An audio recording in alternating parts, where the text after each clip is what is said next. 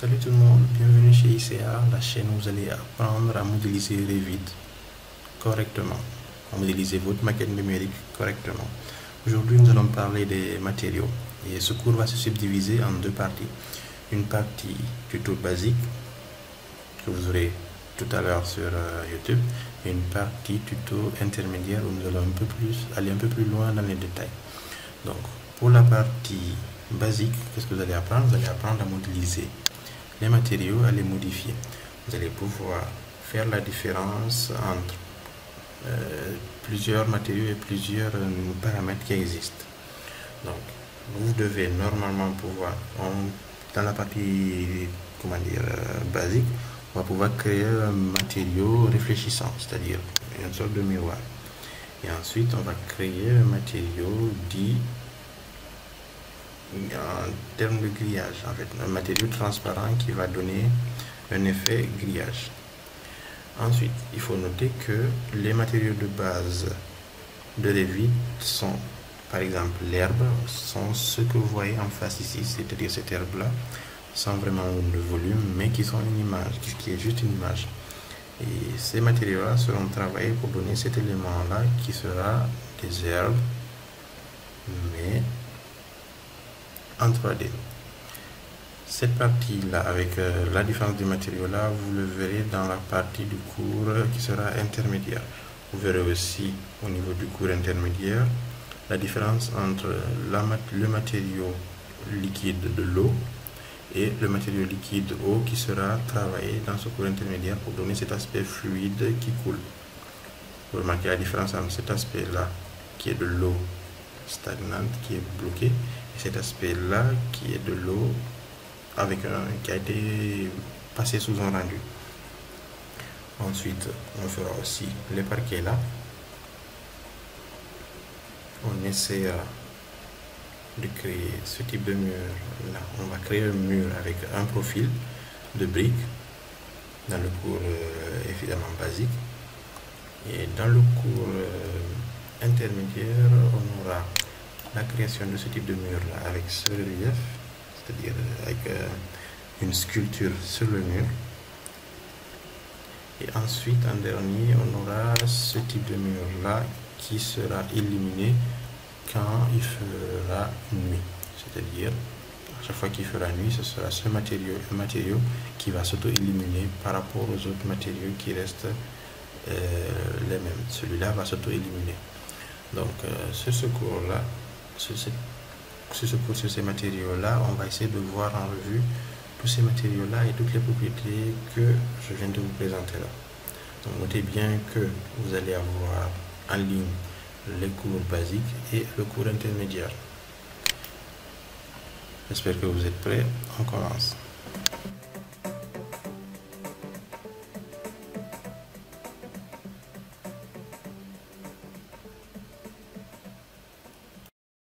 Aujourd'hui, on va voir un élément des plus importants de Revit. Un élément des plus importants du BIM, c'est les matériaux. Je parle des matériaux qu'on crée dans Revit et qu'on place dans différents objets. Il faut savoir une chose, c'est que le matériau est au cœur de tout ce qu'on fait dans Revit en fait. Les murs qu'on crée sont des matériaux, c'est un assemblage de matériaux. Les sols sont des assemblages de matériaux. Les fenêtres, les portes, tous ces éléments sont des assemblages de matériaux. À ces matériaux, on donne des textures, on donne des couleurs. Et ce sont ces couleurs-là qui nous donnent un rendu à la fin de notre projet. Donc, faire comprendre comment les matériaux fonctionnent, c'est un élément super important. C'est une des choses que vous devez pouvoir maîtriser. D'où ce petit cours sur les matériaux. Donc là, sur cet écran-là, je vous montre par exemple quelques matériaux qui ont été créés par Inkscape. Et on va essayer pour ce cours de base là, on va pas recréer tous ces matériaux là, je vais me contenter de vous montrer ce qu'il faut connaître sur les matériaux, comment les créer, comment les manipuler, comment les dupliquer, comment appliquer les textures. Pour ce qui sera des cours un peu plus avancés, il y aura un cours intermédiaire qui suivra ce cours-ci, et dans ce cours là on ira un peu plus loin dans les détails. Donc par exemple là, on voit que sur la première ligne tout à fait ici, on a des matériaux qu'on appelle le type émissif en fait. Ce sont des matériaux qui s'auto-illuminent quand pendant la nuit, disons. Ces matériaux-là prennent une certaine... ils s'illuminent.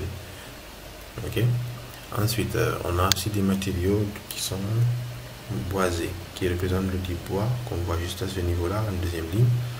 Nous avons les carreaux, nous avons les pierres juste à côté, nous avons le plastique, les PVC, nous avons énormément de matériaux, nous avons même des matériaux qui peuvent faire office de grillage, comme vous voyez là.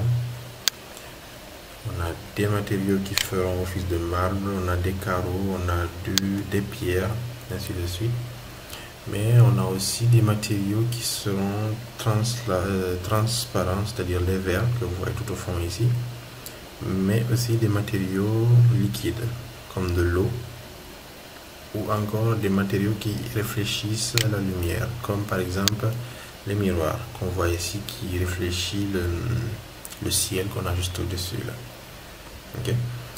Donc sans plus tarder, on va se mettre sur Autodesk Revit et on va essayer de voir comment avancer sur tous ces éléments là.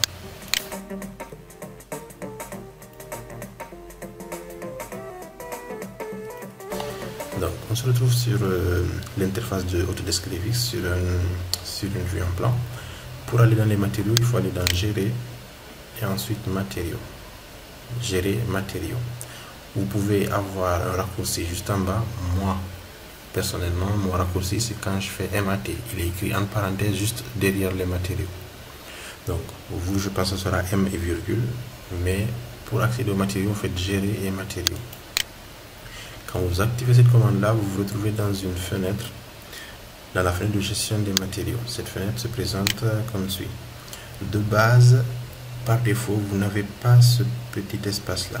Donc, on va le refermer. Vous avez cet élément qui se présente de cette façon-là. Vous avez donc une partie ici où vous avez tous vos éléments, tous vos matériaux qui sont dans votre projet. Ensuite, vous avez une autre partie ici qui vous donne les propriétés de l'élément sélectionné ici. Par exemple, là, on a l'acier inoxydable. Et donc, tout ce qui est graphique, apparence, physique et thermique de cet élément-là se modifiera sur cet onglet-là. Ok. Et ensuite, juste en dessous, là, si vous cliquez sur cette petite flèche-là, pour ouvrir ce navigateur qui est là, vous avez accès aux matériaux qui sont dans votre ordinateur. Donc, je précise, ces matériaux-là sont dans le gabarit de projet que vous avez utilisé, que vous avez ouvert, ou dans le projet que vous avez ouvert. Ce sont ces matériaux-là qui sont disponibles. Ici, vous avez des matériaux qui sont disponibles dans votre ordinateur, c'est-à-dire dans votre bibliothèque, mais qui ne sont pas présents dans votre projet. La différence, c'est que ces matériaux-là, vous ne pouvez pas les utiliser avant de les transférer dans votre projet. Donc, la première chose à savoir, c'est que pour transférer un matériau de cet élément de votre ordinateur vers votre projet, il suffit de chercher l'élément que vous recherchez. Disons, si c'est un bois qu'il me faut, du béton qu'il me faut, je veux du béton par exemple C25, je clique sur cet élément et je clique sur cette petite flèche qui est là. Avant de cliquer sur cette petite flèche, je vais juste attirer votre attention sur un certain élément. C'est que quand je clique sur cet élément, ici, j'ai apparence physique et thermique. Mais quand je vais faire passer cet élément dans mon projet, c'est-à-dire le C25, en cliquant sur cette petite flèche-là, je le fais passer dans mon projet. Maintenant, j'ai accès au graphique. Tout à l'heure, je n'avais pas accès au graphique. Là, en faisant passer un matériau dans mon projet, j'ai accès au graphique, à l'apparence, au physique, aux propriétés physiques et aux propriétés thermiques de cet élément-là. Ok? Donc, on va essayer de voir à quoi correspondent ces propriétés-là pour chaque élément. Donc, on va déjà commencer par un élément, le premier qui est là, qui est acier inoxydable. Donc, sur la partie propriété, on a quoi? On a le nom, la description, la classe, les commentaires, ainsi de suite. Cette partie identité-là, c'est la carte d'identité de notre matériau. Donc, son nom, description, son nom c'est acier inoxydable, sa description, acier inoxydable 18, classe métal. Si c'était du bois, on allait passer en classe bois, classe céramique, classe un gaz, un liquide, de la maçonnerie, du métal. Il y a plusieurs classes possibles. Donc un commentaire, on peut écrire nous-mêmes notre propre commentaire concernant ce matériau. Un mot-clé, le fabricant, c'est-à-dire on peut trouver les contacts du fabricant de notre fournisseur en acier, on peut le mettre là. Le coût de cet élément, l'URL, c'est-à-dire le site où on va aller trouver cet élément-là, acheter, commander cet élément-là. Donc, notez que la partie identité vous permet de rentrer les identités, les informations concernant le matériau que vous avez sélectionné. Ensuite, vous avez la partie graphique. Cette partie-là, je la laisse pour un peu plus tard, on reviendra là-dessus. Vous avez ensuite la partie apparence. La partie apparence, c'est la partie apparence de votre matériau, c'est-à-dire comment est-ce que votre matériau va apparaître lors d'un rendu. On remarque que au niveau de la partie apparence, vous avez plein d'éléments. Vous avez les motifs de relief, les découpes, les teintes. Les teintes, par exemple, vont nous permettre de changer la couleur de notre matériau. Si on veut qu'il soit bleu, il sera bleu. C'est-à-dire, on va mettre une teinte sur notre matériau. Propriétés physiques, ce sont les propriétés physiques de cet élément-là, c'est-à-dire la thermique de base, c'est-à-dire le coefficient de dilatation thermique. C'est ça. Vous avez les coefficients physiques, le module de Young, vous avez le module de cisaillement, vous avez la densité. Vous avez la résistance des matériaux, c'est-à-dire limite d'élasticité et résistance à l'attraction. Ces informations-là seront utilisées par d'autres logiciels BIM, tels que Autodesk Robot, tels que Greatech Archivizar, pour faire des calculs thermiques, pour faire des calculs de structure de résistance. La même chose ici, on a les propriétés thermiques de ce matériau d'acier inoxydable. L'émissivité, la densité, la chaleur spécifique. Donc, à partir de tous ces éléments-là que vous mettez dans toutes ces informations que vous mettez dans votre matériau, d'autres logiciels pourront, à partir de votre modèle Revit, extraire ces informations et travailler dessus. Raison pour laquelle je vous disais tout à l'heure que les matériaux, c'est un des éléments les plus importants qu'il y a à faire sur Revit, à maîtriser sur Revit. Donc, ok. Maintenant, on va essayer de créer un matériau. On va créer un matériau à partir de zéro. Pour ce faire, on va venir cliquer sur ce petit bouton-là, la petite flèche, et créer un matériau. Dès qu'on va faire ça, il va créer un matériau qui va s'appeler valeur par défaut nouveau matériau. Nous, on va le renommer. On va l'appeler par exemple peinture blanche. Donc, on a créé un matériau, on l'a renommé peinture blanche. Ok, ce matériau est là. Par défaut, il s'appelle juste peinture blanche, il n'a pas de classe, il n'a pas de graphique et il a une apparence qui n'est pas de la peinture blanche, c'est une apparence par défaut. C'est l'apparence par défaut qu'il y a sur Revit. Ok, donc comment on va faire pour que cette peinture-là soit notre peinture blanche? C'est simple, on va cliquer sur ce petit élément-là, évidemment peinture blanche, apparence, ce petit élément-là qu'on appelle remplacer, enfin qui va nous permettre de remplacer cette ressource, c'est-à-dire remplacer l'apparence de cet élément-là. Donc on va cliquer là. Et automatiquement, Revit va nous ouvrir une troisième bibliothèque qui s'appelle la bibliothèque des ressources, le navigateur des ressources.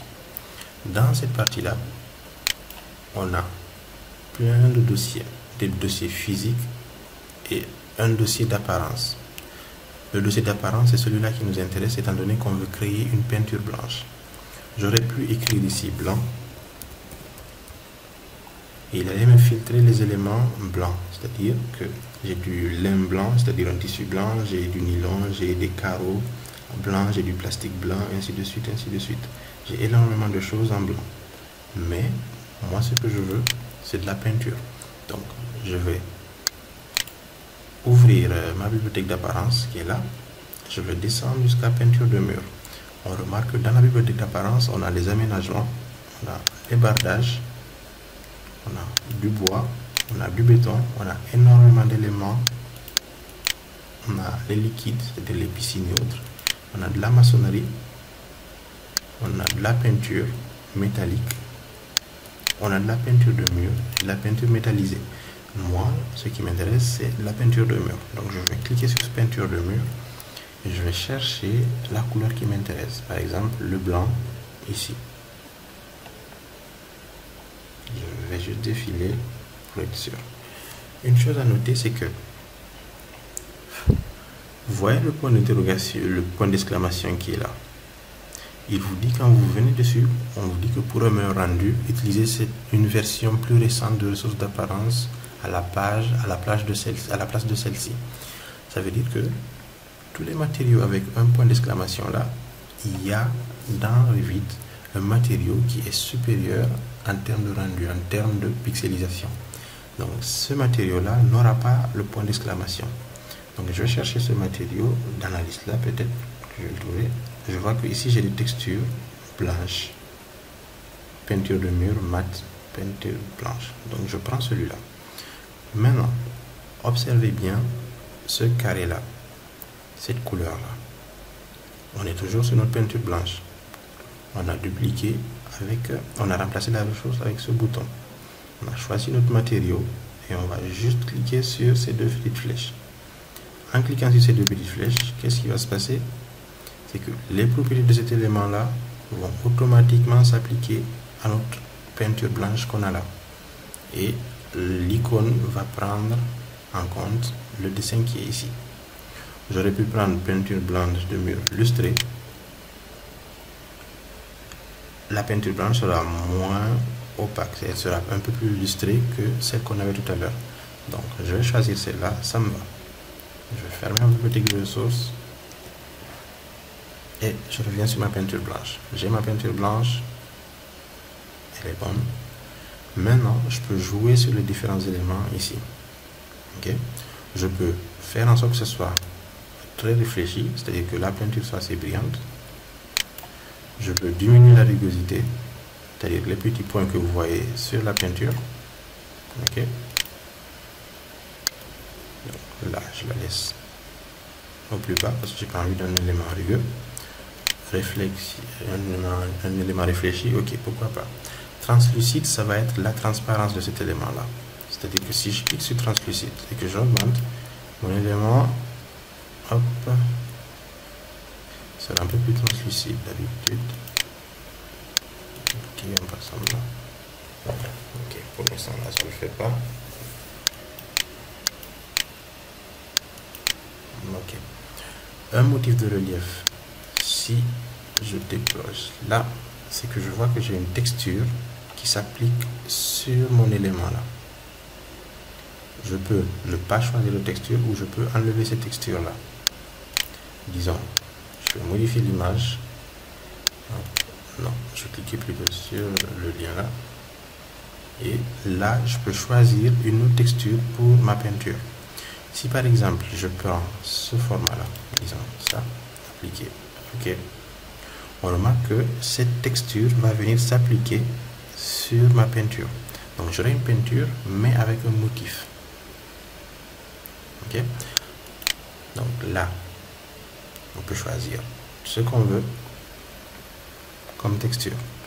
Si on ne veut pas de texture, il suffit de décocher le motif de relief et on aura notre peinture totalement blanche. Ok. Donc là, on vient de créer une peinture blanche qu'on peut utiliser maintenant dans notre projet. Disons que je veux créer maintenant une peinture jaune. Je peux repasser, faire la même chose, c'est-à-dire créer un nouveau matériau, changer l'apparence, aller chercher la couleur jaune et l'appliquer. Mais cette fois-ci, ce qu'on va faire, on va dupliquer cette peinture blanche-là. Clic droit, dupliquer. Et là, on a peinture blanche, en parenthèse 1. Moi, je veux une peinture jaune. Oh, jaune, oui. On va prendre une peinture jaune. Maintenant, vous allez me dire que c'est le même matériau que j'ai. Ok, c'est vrai, vous avez totalement raison. Mais ici, j'ai la partie couleur. Je vais faire exprès de faire une erreur et ensuite on va corriger cette erreur-là.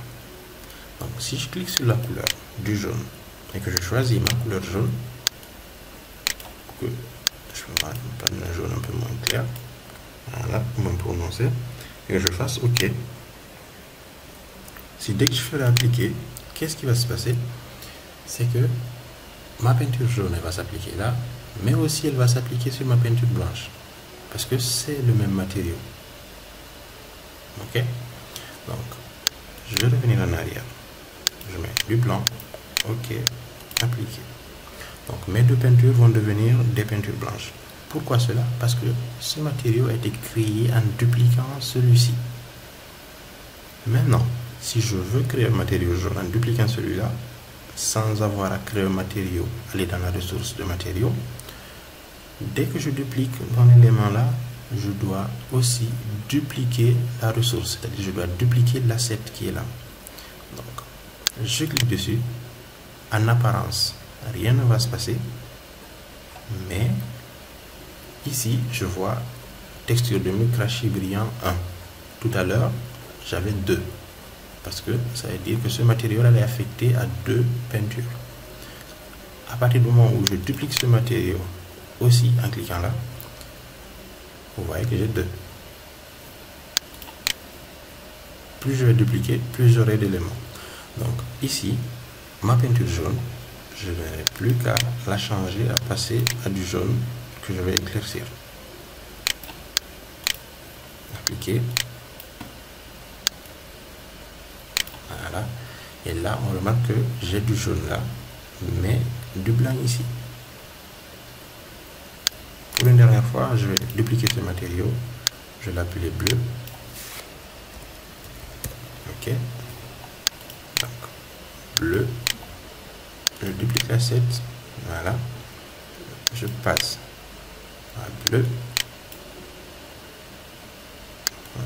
Bleu. Celui-là. Ok. Appliquer. Et donc, maintenant, j'ai mes 3 peintures. Du bleu, du blanc et du jaune.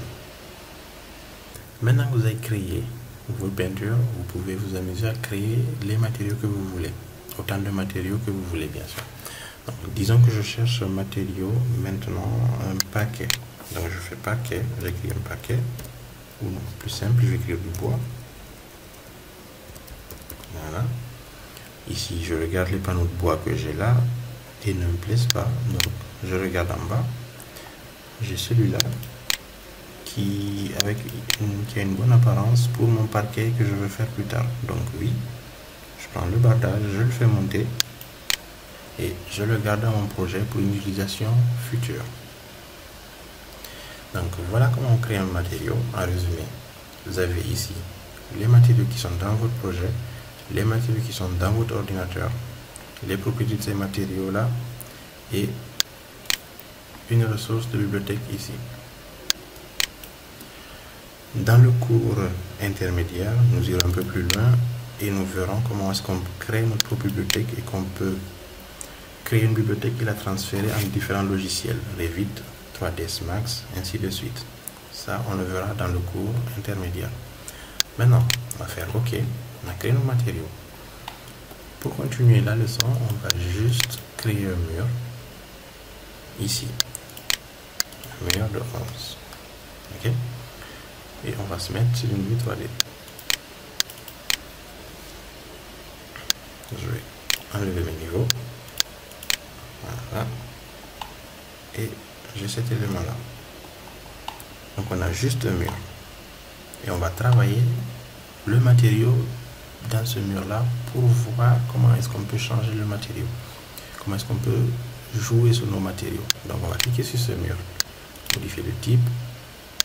Modifier la structure. Ici, je vois matériaux par défaut. J'ouvre cette partie-là. Je mets ça de côté. Parfait.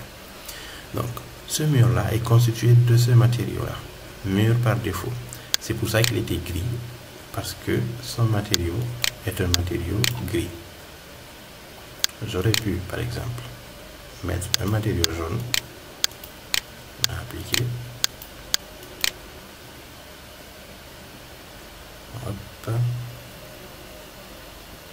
Et OK. OK. Voilà. Appliquer. Et OK. Et là. Donc, quand je passerai à mon réaliste, j'aurai mon matériau jaune. On revient en couleur uniforme. Donc, on continue. Modifier. Mur par défaut. Donc on va surtout jouer sur ce premier matériau là. On va faire nos expériences sur ce premier matériau là. Et on va voir comment est-ce que ça va affecter le mur. Évidemment, si je choisis le matériau peinture qu'on a créé au préalable, c'est-à-dire peinture blanche, peinture jaune, je peux cliquer dessus et affecter ce matériau à ce mur là. Mais on est sur mur par défaut. Mur défaut. Il est où? Il est où? Il est où? Il est là. Mur par défaut. Voilà. Donc, je vous disais tout à l'heure qu'on allait revenir sur la partie graphique et la partie apparence. Déjà, à noter que l'élément par défaut ici, il n'a pas de partie physique et de partie thermique. Ok? Donc, à partir du moment où je pars d'un élément par défaut, je n'ai pas ces éléments physiques thermiques. Si je veux partir de notre élément, disons que je pars de l'acier, j'ai cet élément-là. Donc, je peux dupliquer cet élément-là et travailler directement avec un élément acier qui contient déjà l'apparence physique et la thermique. Le bitume, il a aussi. Le bois, il a aussi. Mais ces éléments-là se présentent chacun d'une façon différente au niveau de l'apparence. L'apparence du bois, on a ça. On a le générique, la réflectivité. L'aluminium, on voit qu'on a moins d'éléments sur lesquels on peut jouer. L'acier, l'aluminium, c'est le métal. Donc, on a le même élément. Donc, si je passe au bois, j'ai encore un peu moins d'éléments. Si je passe, comment dire, à la vitre, au verre, j'ai encore moins d'éléments. En fonction du type de classe que vous avez, l'apparence va changer. Les matériaux par défaut ont tous les réglages possibles pour l'apparence. Donc on va rester sur défaut. Mur par défaut, excusez-moi. Mur par défaut. Voilà. Donc ici déjà, on va remettre notre couleur grise qui était là. Juste pour le fun. Donc là, on a un mur. Déjà, pour la partie graphique, ça va concerner 3 modes de vue. Ça va concerner, hop, j'éteins ça, ombré, uniforme et ligne cachée. Ok? Ombré, uniforme et ligne cachée. La partie réaliste, c'est la partie apparence. Ces 3 éléments-là vont montrer la partie graphique. Donc, on revient là-dessus. Matériaux. Et on y est. Donc, on va déjà jouer sur la partie graphique qu'on a là. La partie graphique, c'est quoi? C'est que si je clique sur utiliser l'apparence du rendu, ici, il va utiliser une couleur. Il va utiliser la couleur la plus répandue au niveau de l'apparence ici. Donc, si je fais clic là, vous voyez qu'il a pris le jaune qui est là. Si je clique par là, si je déclique utiliser l'apparence de rendu, j'ai le droit de changer la couleur de ce mur là.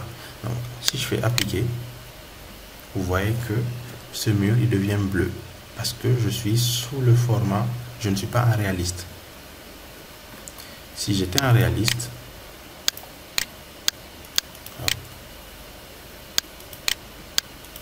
la couleur serait bleu, jaune, parce que la couleur du défaut réaliste, eh bien, elle est jaune. C'est-à-dire, je montre ça. Apparence, ici, on est en jaune. Donc, le réaliste va donner du jaune. Le graphique ici, vu que j'ai pas utilisé l'apparence du rendu, c'est-à-dire j'ai pas dit à Revit de venir chercher la couleur ici, il prend la couleur que j'ai décidé ici. Ok, donc on continue. On va se mettre sur le mode couleur uniforme pour continuer le projet. Modifier. Voilà. Donc, cet élément-là, l'ombrage-là, il prend tout le mur et le colore. Évidemment, dans cette vue couleur uniforme. Ensuite, on a les motifs de surface. Les motifs de surface, c'est quoi? C'est les motifs qu'on va mettre sur ces surfaces-là. La surface-là et la surface arrière. Ces motifs, on peut cliquer dessus et choisir quelque chose qui nous intéresse. Disons qu'on va prendre celui-là. Non, on va prendre un motif en brique. Donc, on passe à modèle brique. Voilà. Ardoise. Parcher. Brique poussée. Voilà. Brique 15 fois 25. Donc, je prends ça. Et là, je vais mettre une couleur noire. Appliquer. Qu'est-ce qui va se passer? C'est que ici, sur ma vue en face, j'ai maintenant le modèle des briques. Je vois que là, j'ai le premier plan. Là, j'ai l'arrière-plan. L'arrière-plan et le premier plan, ces deux-là vont se superposer pour faire nos faces de ce mur-là. Donc, je vais cliquer ici. En arrière-plan, je vais mettre par exemple une couleur grisée. Appliquer. Voilà. Donc, ce que vous devez savoir, c'est que quand vous allez faire une coupe de votre bâtiment ou un élément où vous voyez de face votre matériau là, vous verrez ça en premier plan et ça en arrière-plan. C'est prioritaire par rapport à l'ombrage. Et tout à fait là, si je ferme le motif de surface, j'ai le motif de coupe. Ça, le motif de coupe, je vais faire pocher tout en noir et je vais mettre par exemple le rouge pour que vous voyez bien. Appliquer. Ok. Ok. Ok. Qu'est-ce qui se passe? C'est que ici on voit rien. Mais quand je se mets sur un plan, vu que le mur a été coupé, maintenant je vois un élément rouge. Parce que j'ai défini comme motif de coupe de mon matériau un pochet rouge. Je peux aussi mettre en arrière-plan ces tirés noirs là et faire OK. Appliquer. Bon, là, ils apparaissent pas trop parce que mon rouge, je pense qu'il est trop fort. Hop, appliquer. Voilà, le rouge était trop fort, c'est pour ça qu'il n'apparaissait pas trop. Donc, voilà. Ici, en motif de coupe, vous avez ces deux éléments-là. Maintenant, à noter que c'est seulement à partir de la version Revit 2019, si je ne me trompe pas, que vous avez le droit de mettre deux éléments en surface et deux éléments en coupe. Un premier plan et un arrière-plan. Pour les versions antérieures, vous n'avez qu'un plan. Vous ne pouvez mettre qu'un seul élément, une seule hachure. J'espère que vous avez compris pour la partie graphique. Donc, tout ce qu'on fait là, tout ce qu'on fait dans la partie graphique là, va s'appliquer sur notre matériau quand on est en ligne, cachée, ombrée, couleur uniforme. Réaliste, ça ne marche plus. Réaliste, ça va dans la deuxième zone et ça prend cette deuxième zone là. On se remet en 3D. On clique sur notre matériau, appliquer. J'espère que vous comprenez que là, c'est un matériau qu'on est en train de modéliser, qu'on est en train de transformer, parce que ce matériau a été placé dans un mur. On appelle ça un mur parce qu'on voit un mur, mais en vérité, c'est un matériau qu'on a allongé, qu'on a disposé comme un mur. Et ce matériau-là, on le change ici. Donc, on a fait le tour des apparences graphiques, on va passer à l'apparence même du matériau. Donc ici, je vais déjà faire ça. Ok, il ne veut pas me montrer cet élément-là. Hop. Là, j'ai un petit bug.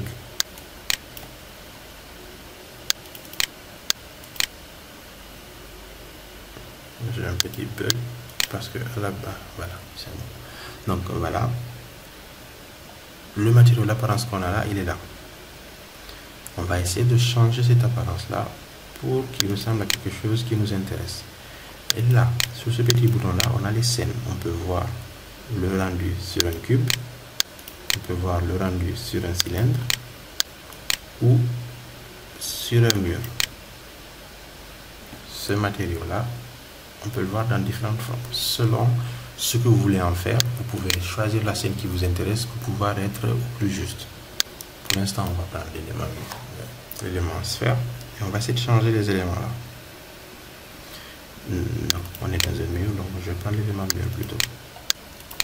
Donc ici, dans le générique, on a image. Image, c'est quoi? C'est la texture qu'on va mettre sur cet élément-là.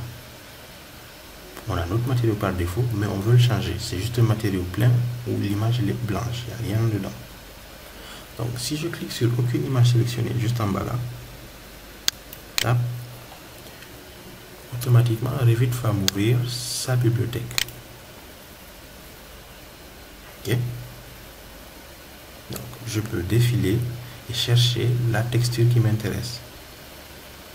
On voit qu'il y a énormément de textures, on a des murs, on a plein de choses qui sont là.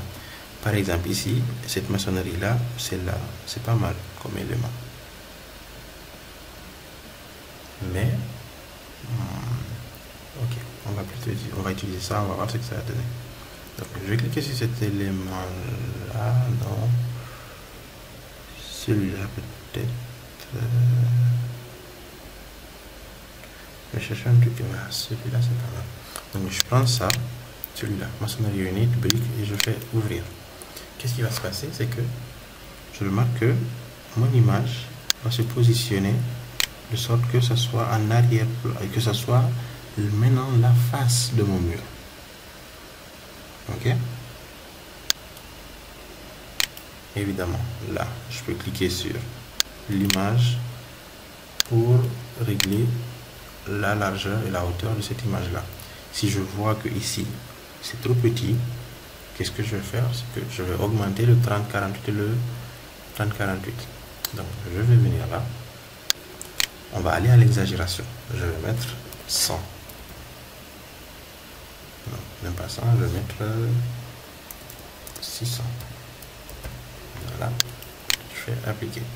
Qu'est-ce que je remarque? C'est que l'image, elle s'est agrandie, elle a vraiment grossi. Donc c'est pas ce qui m'intéresse. De 30, je suis passé à 600. À la base, ce qu'il faut faire, c'est que il faut savoir la largeur d'une brique. 20, 20, 20, on va dire 1, 2, 3, 4, 5, 6, 7, 8, 9, 10. Donc on est à 200. Je passe là 200. On est à peu près à ça quand il s'agit de briques communes. Mais ces briques-là sont un peu plus petites. C'est pas des grosses briques. Donc on va passer à, on va dire à 100. Maintenant, qu'est-ce qu'on remarque? Voilà, là c'est bon. On remarque que si je change l'échelle ici, la largeur aussi change. Parce que ici il y a un lien. Ok? Si je déclique sur ce lien, je peux changer une valeur sans que l'autre soit affecté. Là, par exemple, je peux passer à 200 ou à 50 pour allonger. Mais en l'occurrence là, le 100 aussi était déjà bon, donc je reste sur 100. On va rester sur 100. Et je fais terminer. Notez que là, je viens de placer ma texture. Mais c'est juste une image qui constitue mon matériau. Maintenant, si on veut aller plus loin, si on veut faire des rendus, il faut activer le relief. Le relief, c'est quoi? C'est une image noir-blanc de cette image qu'on a placée là. Je vous explique. Revit, il va lire ces deux images-là. Cette image-là, il va la placer sur le mur. Le relief, c'est une image noir et blanc. On va la sélectionner, je vais vous montrer. Donc, elle est où? C'est maçonnerie unit. C'est là, maçonnerie. Hop. Maçonnerie unit. Elle est où? Elle est où?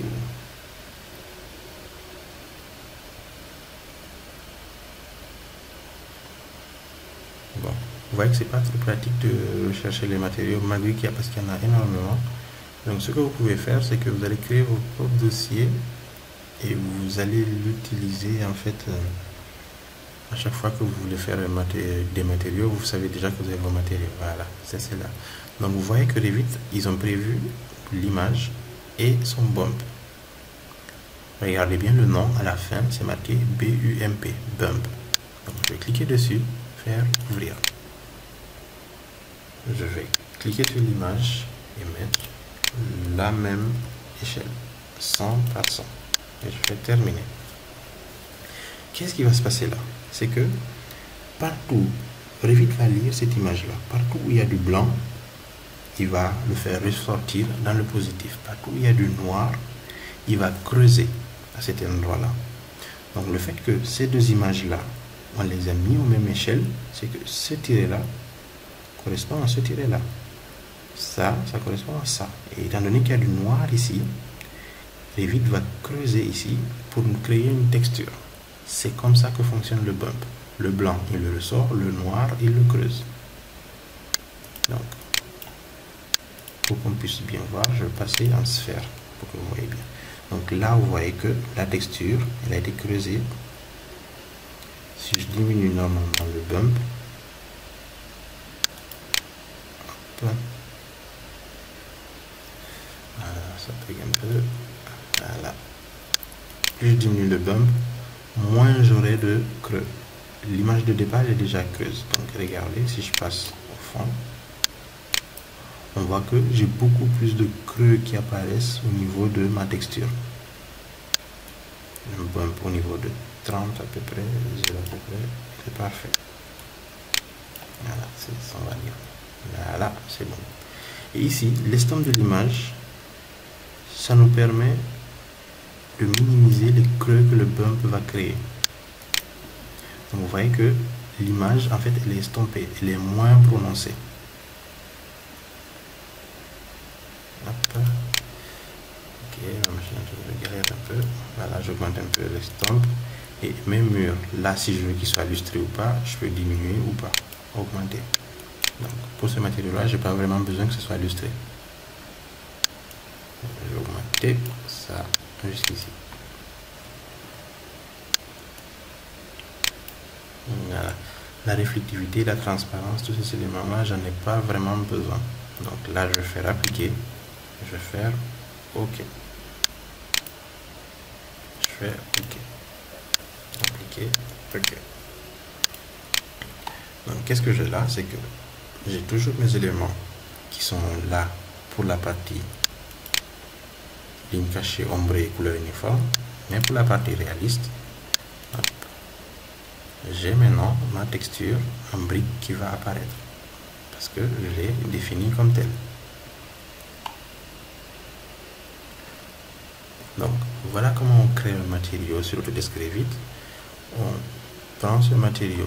À la base, on devait le faire ici, dans gérer matériaux. Et ensuite, matériau par défaut, celui qu'on a modifié, on le modifie, on donne ce qu'on veut et on l'applique. Maintenant, on va créer un autre matériau.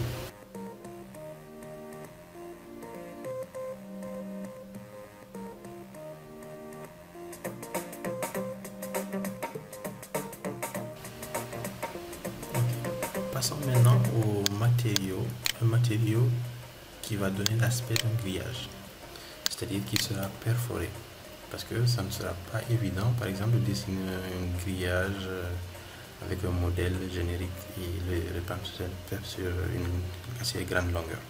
Donc, on repart toujours sur notre mur qu'on avait choisi avec notre matériau par défaut. Évidemment, je peux dupliquer ce matériau-là. Ok, donc j'ai un nouveau matériau, on va l'appeler grillage. Apparence, je duplique l'asset, la ressource. Ok, je repasse ça maintenant, on va dire au gris. Ok, là en fait je me rends compte que j'aurais pu changer, j'aurais pu partir de l'acier parce que le grillage c'est plus un élément acier. Donc on va faire ça, on va partir de l'acier, dupliquer un acier, on va l'appeler acier.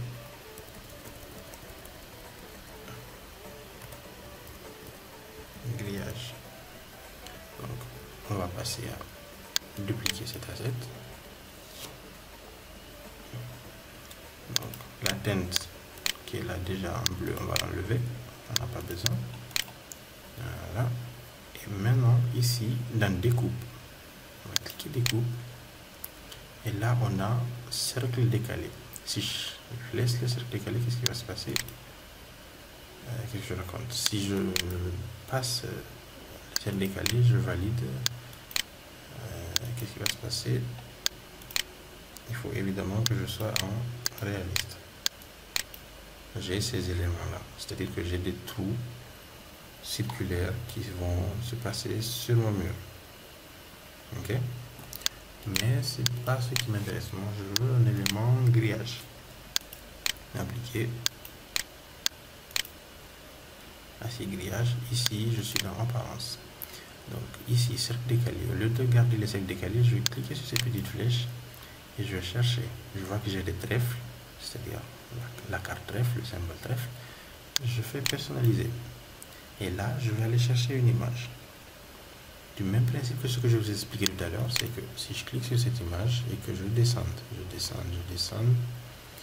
je peux prendre n'importe quelle image ici qui contient du noir et du blanc, sachant que partout où il y aura du noir, ça sera un trou, et partout où il y aura du blanc, la matière va rester.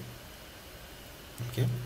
Donc je vais chercher l'élément grillage. Par défaut, il y en a un dans les vides. Je sens que je vais avoir du mal à trouver. Non, il est là. Donc on voit bien le noir ici, où il y aura les trous, et le blanc, où on va garder de la matière. Donc je vais cliquer dessus, je vais faire ouvrir. Et automatiquement, le rendu là apparaît. C'est-à-dire que la boule que j'avais au départ, maintenant, en l'associant avec cette image-là, partout il y a du noir, ça a été creusé, enlevé. Partout il y a du blanc, on a gardé le matériau. Donc, je vais faire appliquer. Et OK. Et automatiquement, j'ai mon grillage, mon mur grillage. Que je peux passer à peut-être partir à 0,1. On va voir si ça a marché. OK. Appliquer. OK. Donc là, je n'ai plus d'épaisseur parce que j'ai passé à 20 mm et j'ai mon grillage. Je peux voir à travers.